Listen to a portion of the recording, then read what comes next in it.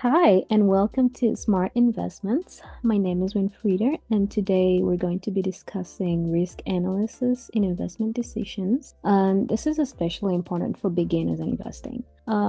Joining me today is Connor Marriott. Connor is a certified property tax appraiser and a financial analyst with over 3 years of experience. Hi, Winfrieda. Thanks for having me on. You're welcome.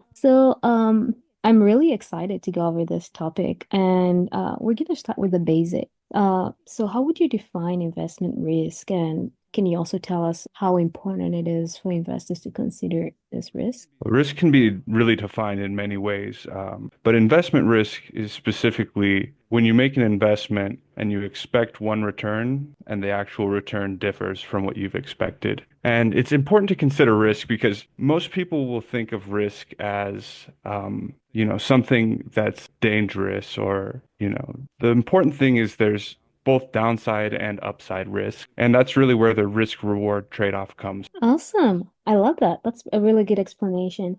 So can you give us an example of how risk looks like when someone is investing? Well, common types of risk that investors should be aware of when they're investing.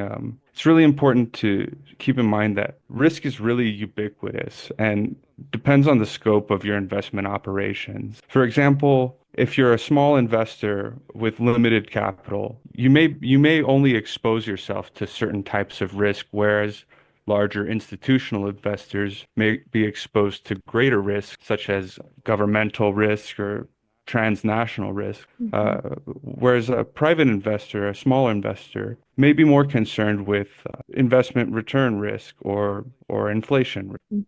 That's really great. That's great. And I can definitely relate to the a personal investment person. Yeah. So what are some of the common types of risks that investors must know? Well, co common risks would be inflation risk, which Mhm. is when you hold an asset, say you're holding cash, the actual purchasing power of that cash over time can decrease. And so that's one risk investors should be aware of. Another is liquidity risk. Some assets are easier to sell. For instance, government bonds, there's a large market for them. They're traded daily. If you hold bonds, it's really easy to sell them if you're in a pinch for cash.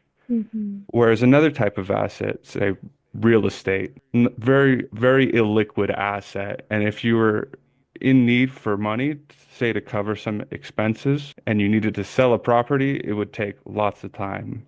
Other Mhm. risk investors might want to be aware of are company-specific risks. So, say you've allocated in your investment portfolio a portion to Coca-Cola. Mhm. Coca-Cola is a very old company and there's limited risk in a company like that. Whereas if you were to invest in a new company or a startup, there's much more risk in that type of company. Mhm. Not only is there company risk, but there's also sector risk. So manufacturing may be more reliable in the long term than, say, pharmaceuticals. Mhm. And those are just some of the risk investors should be aware of. But again, risk is ubiquitous, and there are many types of risk that investors may consider depending on the scope of their operations. Mhm.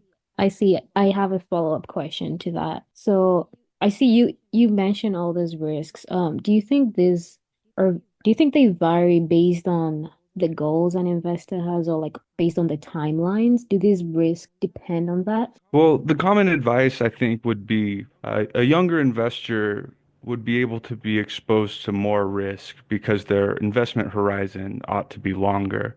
Mhm. Um, as you age, you may want to diversify your portfolio into less risky assets like government bonds, for example. Okay, great. So I want to know one thing. So once an investor has identified the risk you mentioned, how can they assess the impact of this risk? Well, this really comes down to the question of if risk can be measured and if so, how would you measure it, right? Hmm. There's a debate in capital finance that says is risk really measurable by just typical volatility measure? Hmm. There's a mean variance framework in finance where it says that all you should really care about as an investor is your expected return and the standard deviation of those returns. Mhm. A common measure that you could find even if you go on Yahoo Finance would be beta. Mhm. And beta is a measure of risk that has to deal with the capital asset pricing model. Yeah, so you can use different measures of risk, but really, I think all the assumptions that go into the modeling of risk really come down to understanding the various fundamentals of the asset class you're investing in Mhm. and where different sources of risk could come from. That's great. And I hear you mention about diversification. I heard a lot about diversification as a risk management strategy, actually.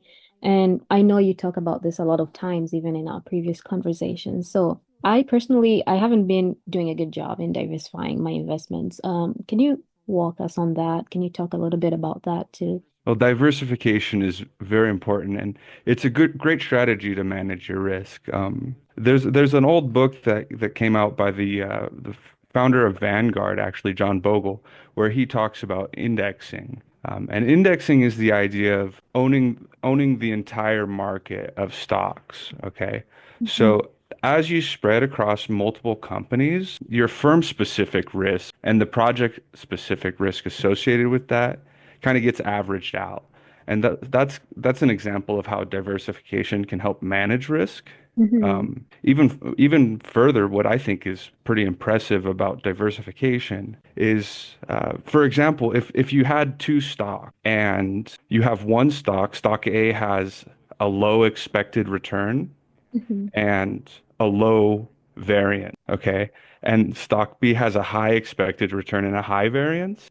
Typical thinking would lead you to say you should pick stock A for your investment because it's a lower variance. There's lower risk in stock A. But what's really amazing about diversification is if you were to say you had $1,000 and you split it 50% in stock A and 50% in stock B, you would actually end up that portfolio, the variance, the actual risk that portfolio carries, the variance would be lower than either of the two individual stocks. And that's really the magic of diversification.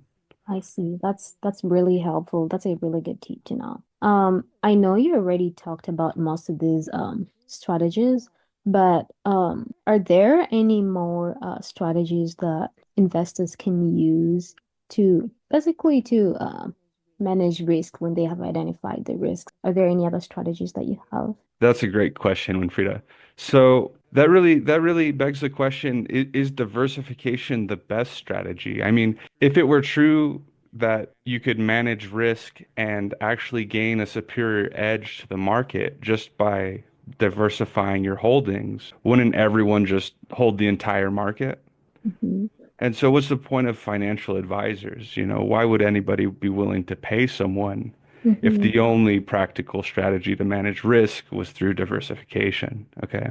Yeah. I think it's really key that you learn and rely upon the opinions of experts when managing risk. Yeah. And other practical strategies to manage risk, I think, would be, other than diversification, just having a continual updated knowledge of the happenings of the market. Okay. That's great. And those are really, really good tips. So I myself, I've been investing for a short time. I haven't been doing that in a long time. So I would consider myself a beginner. And so what's one piece of advice you'd give someone like me who is a beginner in investing? Well, I think many of the topics that we've discussed already are a great starting point. I mean, broad ownership of the market through index funds and sector-specific ETFs is a good starting point. Hmm. But the key is really to learn from experts and seek professional advice Hmm. when you feel it's needed. That's great. I totally agree on that. Well, thank you so much, Connor. Thank you so much for sharing your insights on risk analysis today. This was incredibly helpful. Yeah, thanks again for having me, Winfrida. It's great. Thank you. And thank you so much to our listeners for tuning in today to our podcast. I hope you found today's episode helpful, just like I did. If you have any questions related to today's episode, please reach out and we can discuss them on the next episode. Until next time, see ya.